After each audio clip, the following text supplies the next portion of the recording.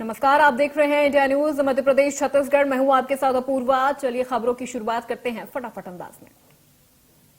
देश में चुनावों में मुफ्त योजनाओं के मामले में सुप्रीम कोर्ट में आज फिर सुनवाई हो रही है। पिछली सुनवाई में भारत सरकार ने कोर्ट में अपनी दलील पेश की थी और सुप्रीम कोर्ट ने मामले को लेकर विशेषज्ञों की समिति बनाने की बात कही थी।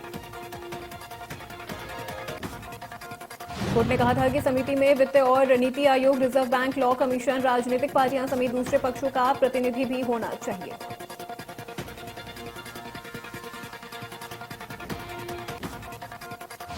इससे पहले भारत सरकार का प्रतिनिधित्व करने वाले सॉलिसिटर जनरल तुषार मेहता ने समिति को लेकर कोर्ट में सुझाव दिया था। तुषार मेहता ने कहा था कि वो एक समिति का प्रस्ताव कर रहे हैं जिसमें सचिव केंद्र सरकार, प्रत्येक राज्य सरकार के सचिव शामिल रहेंगे।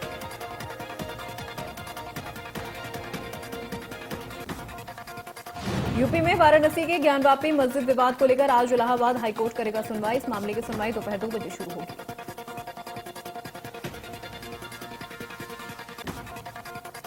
वाराणसी की जिला कोर्ट में मंगलवार को ज्ञानवापी मस्जिद से जुड़े मामले की सुनवाई हुई थी। अब इस मामले की अगली सुनवाई 5 सितंबर को होगी।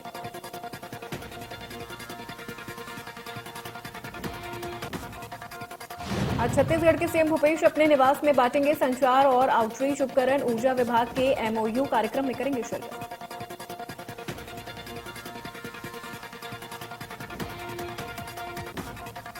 छत्तीसगढ़ बीजेपी विधायक दल की बैठक आज। हटाए जा सकते हैं नेता प्रतिपक्ष धर्मलाल कौशिक। अजय जामवाल पहुंचे रायपुर। आज प्रदेश प्रभारी डी पुरंदेश्वरी और शिव प्रकाश का दौरा।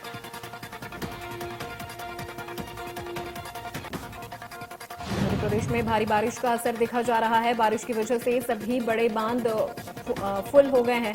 उफान पर नदियां और नाले हैं। 2 दिन हुई मूसलाधार बारिश के चलते ऐसे हालात बने।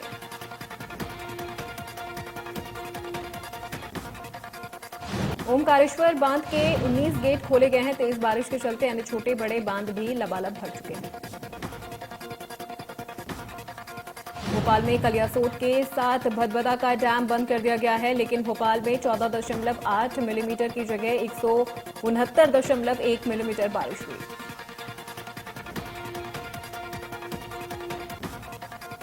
विदिशा जिले में लगातार हो रही बारिश के चलते हालात बिगड़ने लगे हैं। विदिशा, गजबा सौदा, नटेरन में बाढ़ के पानी में फंसे सैकड़ों लोग।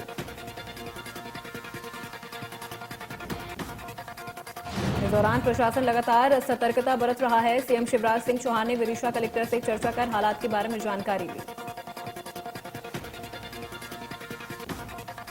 नदियों का जल स्तर भी लगातार बढ़ रहा है। त्योंदा क्षेत्र के डानमढ़ी डैम की पार को सुधारने का काम लगातार जारी है।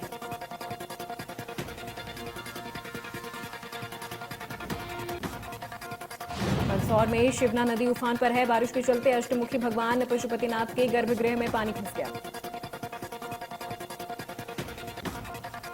माना जाता है कि जिस साल शिवना नदी भगवान का जलाभिषेक करती है उस साल क्षेत्र में धन धान्य की कमी नहीं रहती।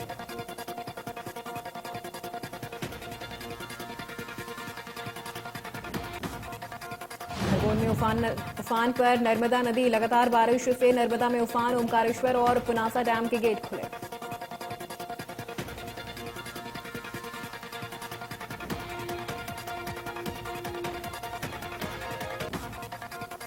छत्तीसगढ़ में राजधानी रायपुर सहित कई जिलों में भारी बारिश का दौर जारी। प्रदेश में लगातार हो रही बारिश से जनजीवन प्रभावित हुआ।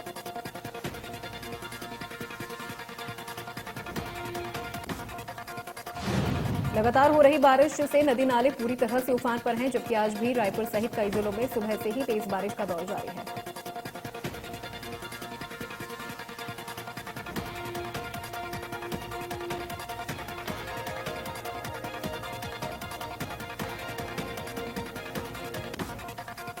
बीजापुर में बारिश का कहर जारी है। तहसील मुख्यालय के गंगालूर में एक युवक मछली पकड़ने के लिए नदी में उतरा और तेज भाग में बह गया।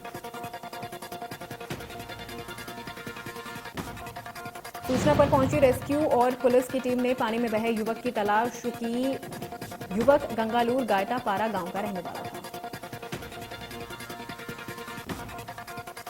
बीजापुर में चंदनगिरी नक्सल प्रभावित क्षेत्र भोपाल-पटनम अनुभाग अंतर्गत में बाढ़ की स्थिति निर्मित हो गई है।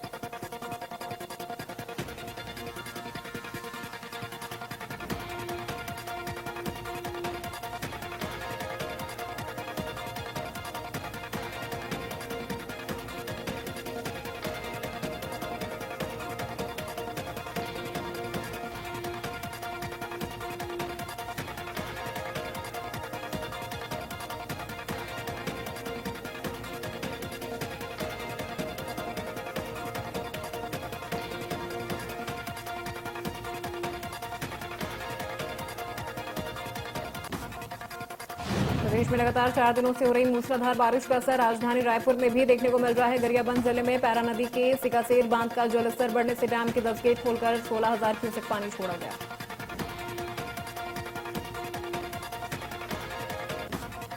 बालोद में बीते 24 घंटों से हो रही भारी बारिश के चलते जलाशय उफान पर है। जलाशय सेफ्टी वॉल से ओवरफ्लो होने लगा है।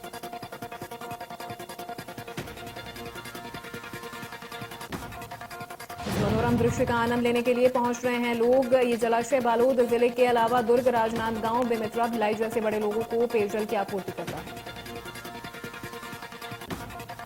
इस जलाशय को जीवनदायिनी कहते हैं और सुख समृद्धि का परिचायक भी इसी जलाशय को माना जाता है।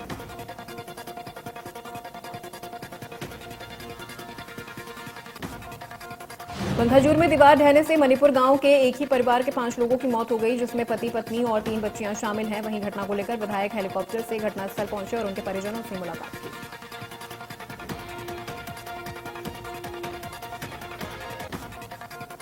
विधायक अनूप नाग ने सीएम से बातचीत की और हेलीकॉप्टर मंगवाकर घटनास्थल मणिपुर पहुंचे। शोकाकुल परिवार से मुलाकात कर शोक जताया।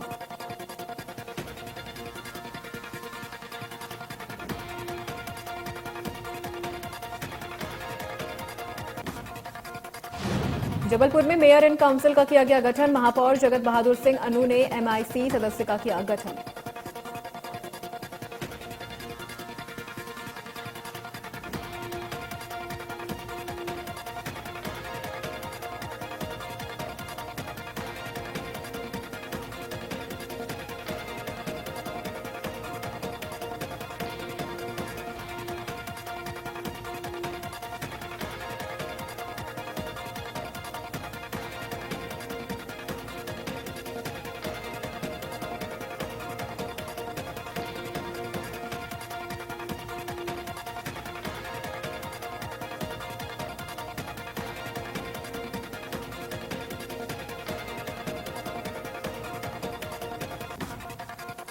बिलासपुर संभाग कमिश्नर संजय अलंग ने संभागीय अधिकारियों की बैठक ली। इस बैठक में कमिश्नर ने 30 सितंबर के पहले सभी सरकारी अधिकारियों, उनके परिवारों सहित सभी पात्र लोगों को टीका लगवा लेने के निर्देश दिए। उन्होंने कहा कि 30 सितंबर के बाद मुफ्त में टीका लगने बंद हो जाएंगे। लोगों को पैसे देकर अस्पतालों में टीके लगवाने पड़ेंगे।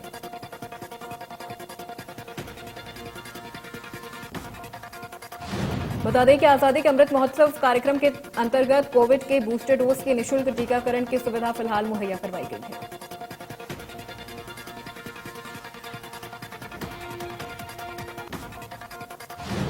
सीहोर में लापता हुए तहसीलदार नरेंद्र सिंह और पटवारी महेंद्र रजक की खोजबीन में कल से एसडीआरएफ की टीम जुटी थी। इस दौरान पटवारी महेंद्र रजक का शव सीहोर के पास छापरी गांव में नदी में मिला।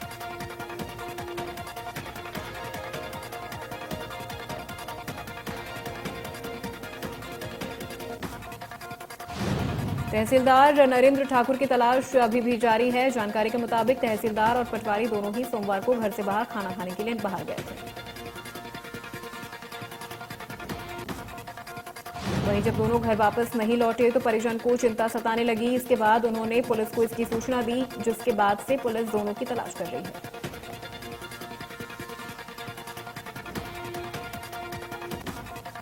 कवर्धा पंजरिया ब्लॉक के ग्राम नेऊर में 2 स्कूली बसों में जोरदार टक्कर हो गई। हादसे के बाद बस खेत में गिर गई।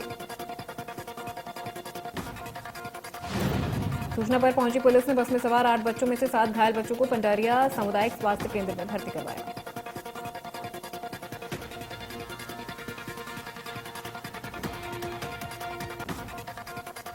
इंदौर में शराब दुकान पर सिक्योरिटी गार्ड का काम करने वाले बुजुर्ग की शराबियों ने पत्थर मारकर हत्या कर दी। पूरा मामला भंवरकुआ थाना क्षेत्र के स्थित दुकान का है।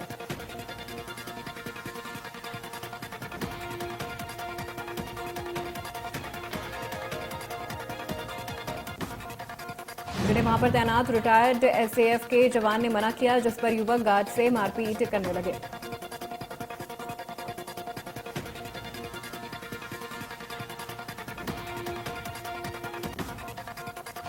जबलपुर में चोरों का आतंक जारी है। शहर के प्रतिष्ठित ज्वेलरी शोरूम में बीती रात चोरों ने ज्वेलर्स की दुकान को निशाना बनाते हुए लाखों रुपए की कीमत के सोने चांदी के जेवरात लेकर फरार हो गए।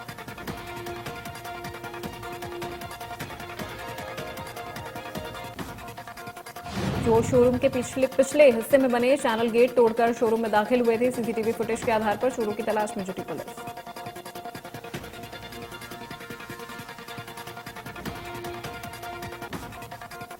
बेमित्रा थाना क्षेत्र अंतर्गत के ताला गांव में पुलिस ने कंटेनर से भरी अवैध मवेशियों का जखीरा पकड़ा। बजरंग दल के कार्यकर्ताओं ने पुलिस को मामले की सूचना दी।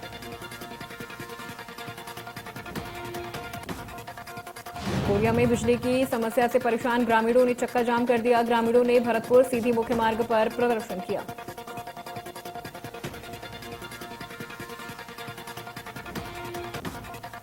शहडोल के धनपुरी नगर में उस वक्त हंगामा खड़ा हो गया जब एक धर्म विशेष के व्यक्ति ने हिंदू देवी देवताओं के बारे में फेसबुक पर विवादित व आपत्तिजनक पोस्ट कर दिया।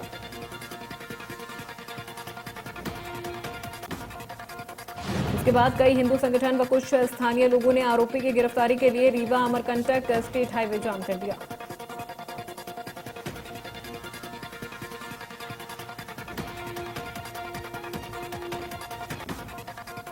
उपद्रवियों ने आरोपी के घर पहुंचकर तोड़फोड़ कर दी। मामले में पुलिस ने अज्ञात उपद्रवियों के खिलाफ मामला दर्ज कर लिया।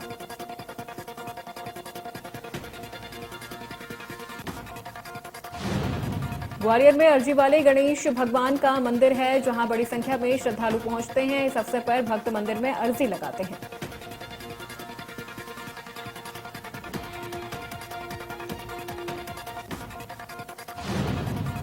देश में कोरोना के 9,062 नए मामले आए सामने। 15,220 मरीज हुए डिस्चार्ज।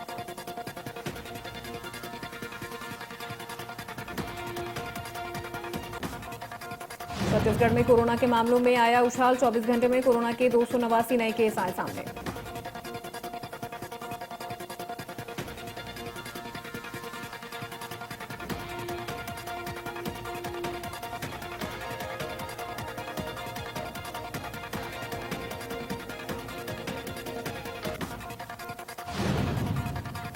ग्वालियर में कोरोना के 7 नए मामले आए सामने। जिले में एक्टिव केस की संख्या घटकर हुई 23।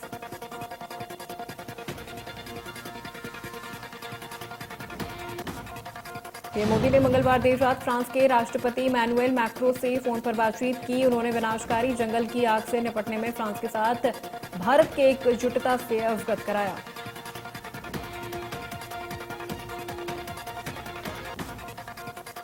पीएम मोदी ने ट्वीट कर कहा कि हमने भारत फ्रांस रणनीतिक साझेदारी और वैश्विक और क्षेत्रीय महत्व के अन्य मुद्दों के तहत द्विपक्षीय सहयोग पर चर्चा की।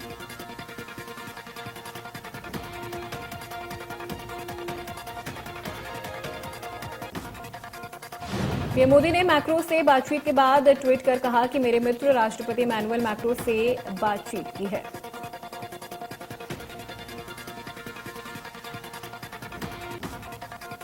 हमने भारत फ्रांस रणनीतिक साझेदारी और वैश्विक और क्षेत्रीय महत्व के अन्य मुद्दों के तहत चल रहे द्विपक्षीय सहयोग पर चर्चा की।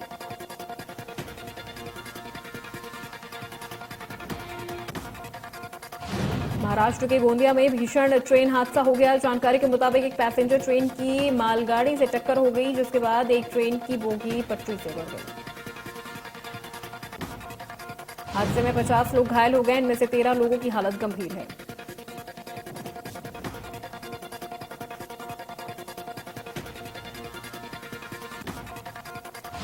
जानकारी के मुताबिक ये ट्रेन रायपुर से नागपुर जा रही थी। मालगाड़ी और पैसेंजर ट्रेन के बीच सिग्नल न मिलने से यह हादसा हुआ।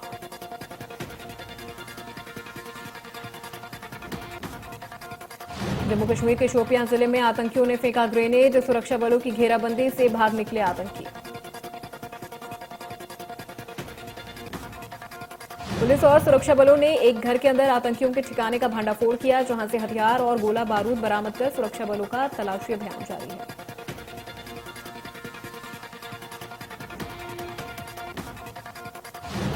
महाराष्ट्र के नासिक में भूकंप के झटके महसूस किए गए। जिले में 3 बार भूकंप के झटके महसूस किए गए।